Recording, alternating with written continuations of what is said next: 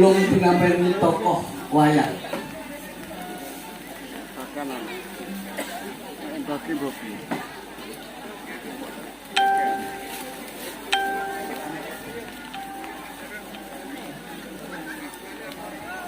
Kanthi wawasan bismillahirrahmanirrahim. Para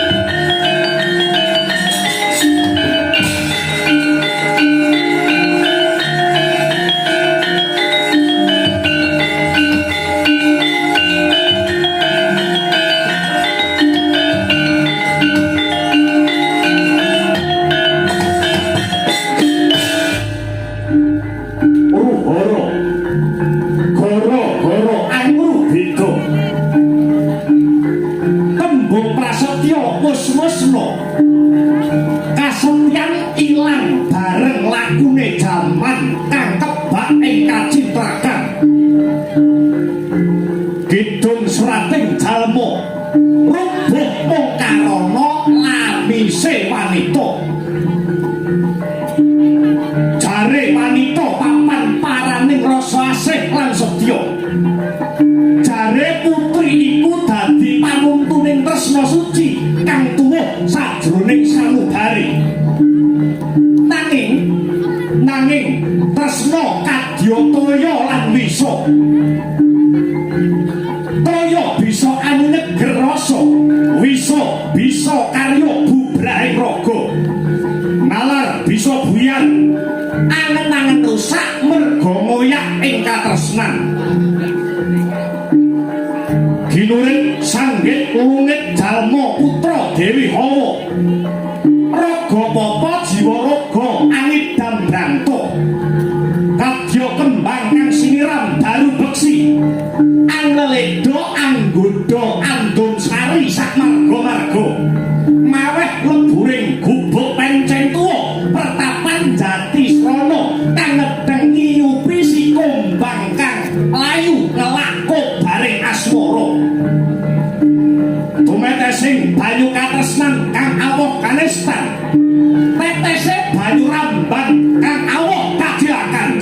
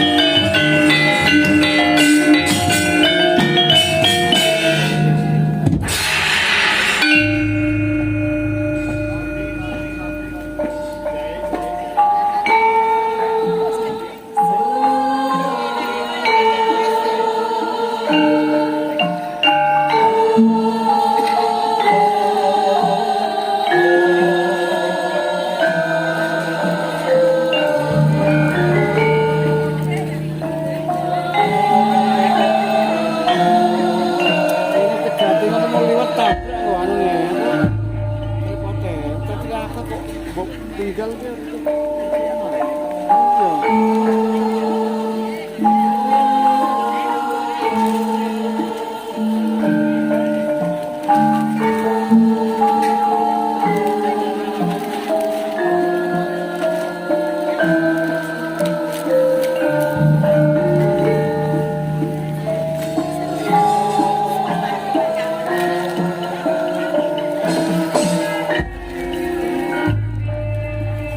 Om awit nam hastu nama sidam garwaku sing banget ndak tresnani remuka sumurupa bejane wong bangun bebrayan iku ora amarga kahanan sing sarwa turah. Tak baleni sepisan meneh wong urip bebrayan iku ora mung merga kahanan sing sarwa turah. Kahanan mlarat utawa sugih kono dudu dasar kanggo nggayuh kabejan lan katentreman. Jernyatane kabeh wis padha ngerti yen sejatine babagan kuwi mung gumantung ana rasa panarima. Awit apa? Awit perkara kahanan lair kuwi bisa digayuh sakitahe aja nganti mangsa.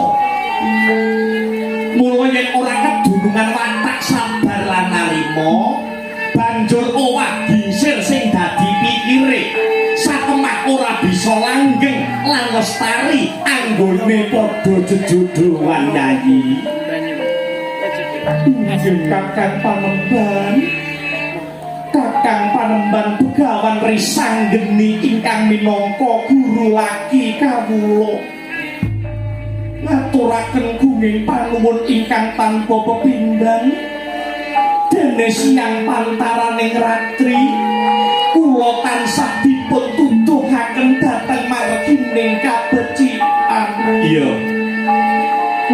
Yayi. Pun kakang iki tinitah dadi wong lanang. Dene Yayi Renuka tinitah dadi wong wadon. Omah-omah kuwi wajib umrate wong urip, wong lanang kang dadi ratune, wong wadon kang dadi patihe. Kalamun den ibaratake pusaka kaya duwung lan marangane.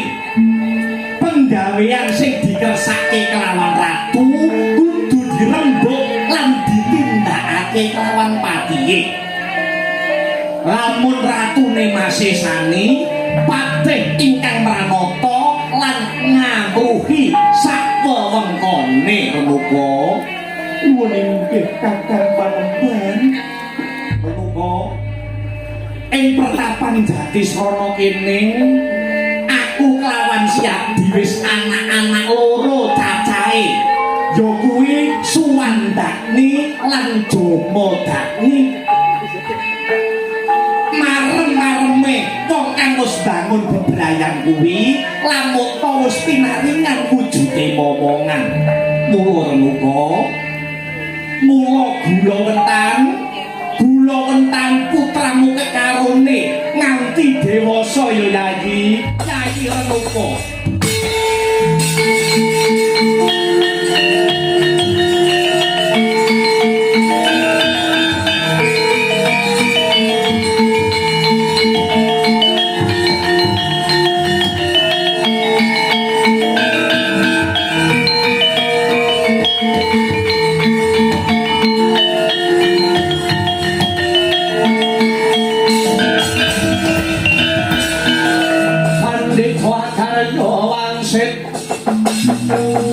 Pindho kumbang ngajaping tawang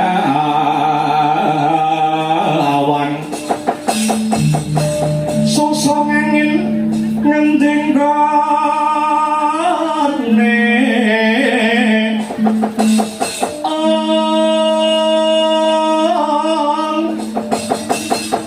miang kalian kangkung bekasane langit Jolotri isine bumbung wong-wang lan gigiring burung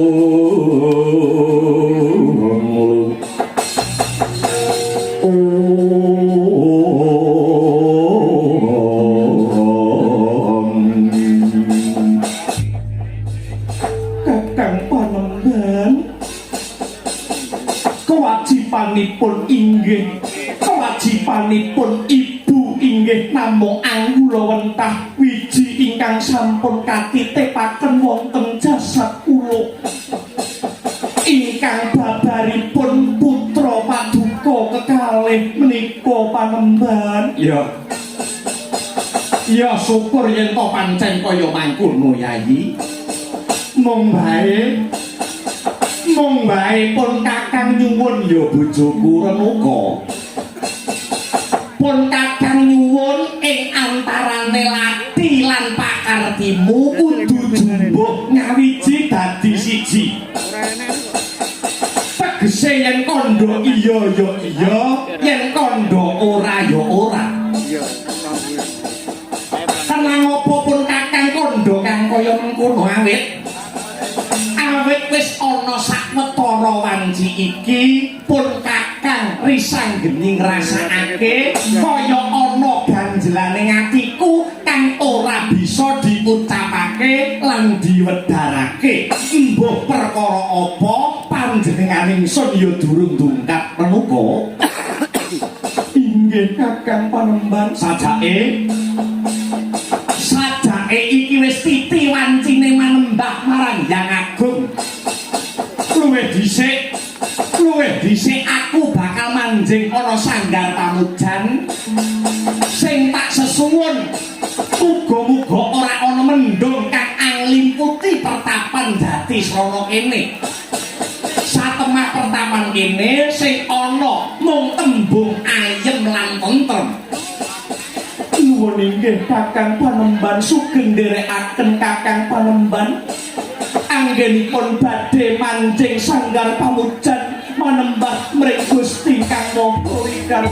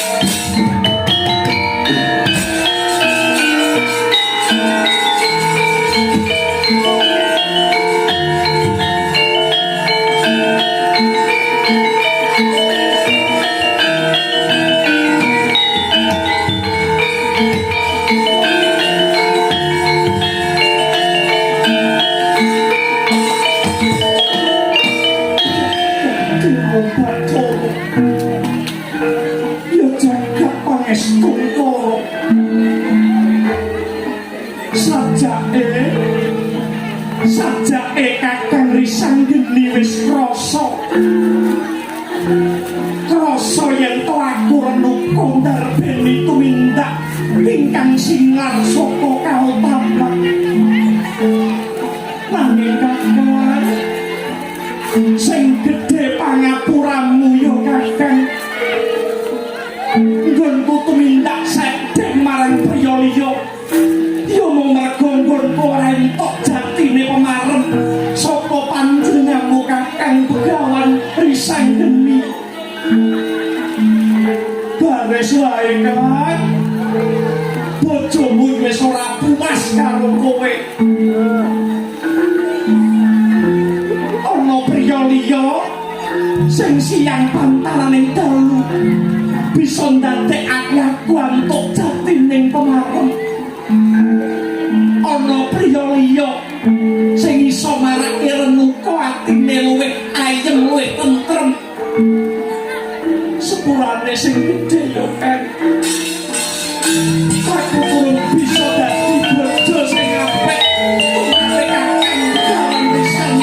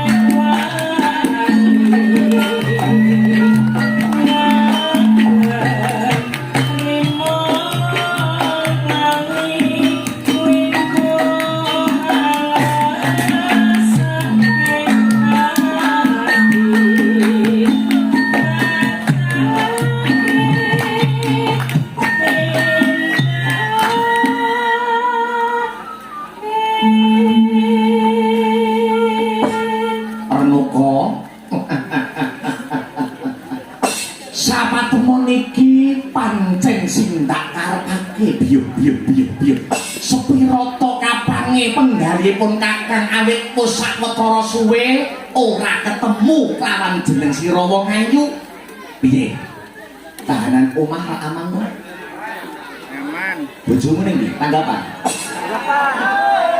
Mboten. Menika nembe mapat wonten sanggar pamujan nembe ibadah marang Yang Agung adatipun nek wis kadung ibadah dangu sanget. Ya, tutupno dhisik ayo.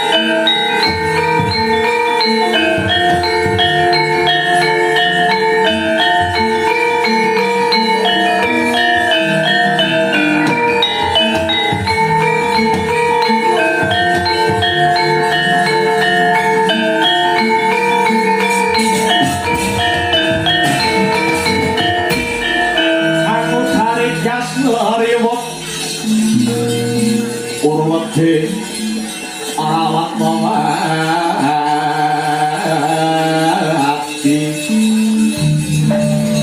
wedi lamun kauningan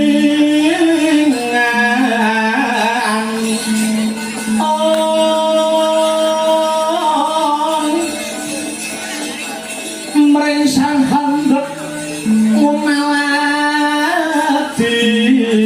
tanpan dipinarat di bloko katurnan kang hambek juti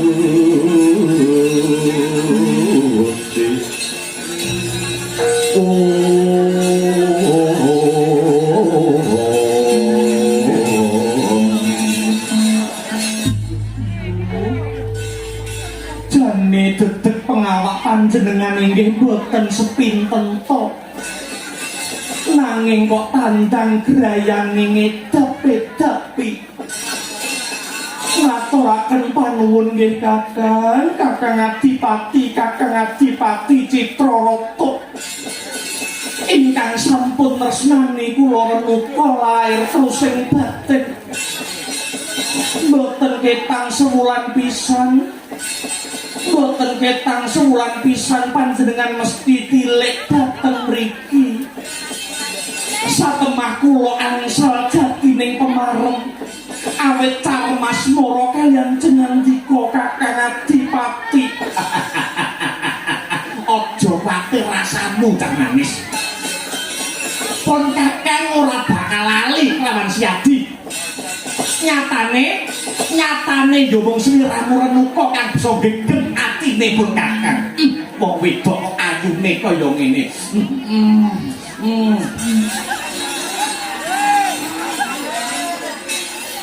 Wis, pun Kakang tak pamit dhisik ya cah ayu, cah manis ayuku, cantikku, senuku, hai.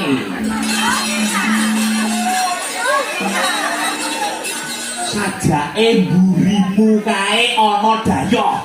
Hah? Sajake mburimu kae ana tamu. Ditamani, dicak-jagongan dhisik. Pun Kakang pamit ya wong ayu. Nggih. Sugeng nderekaken Kakang Adipati.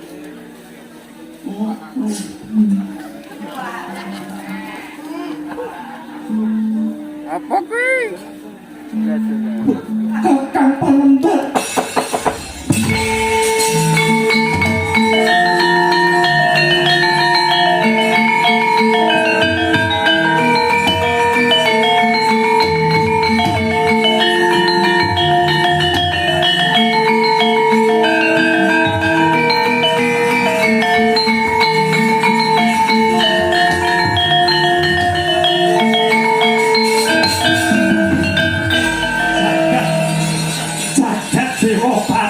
Jagat pamudita iki janjane dek lakon apa sinemune iki to jebul sing dadeke sawetara wektu atiku ora bisa tentrem atine risang geni ora bisa jencem jebul bojoku singlar saka angger-angger singlar saka aturane agama lan aturane negara. Oh renuka kowe kuwi bojoku dene wis kadeni wong lanang liya renuka tinemune jebul wiwit biyen nganti saiki aku mau ngopeni aku mau ngragati wong wedok sing kendhok kembene tok lonte.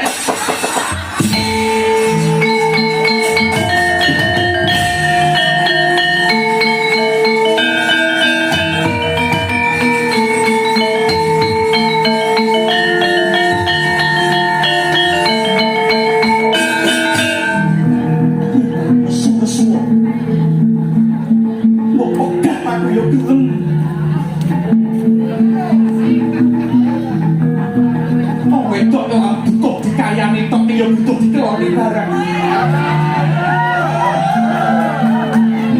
harap nesu wae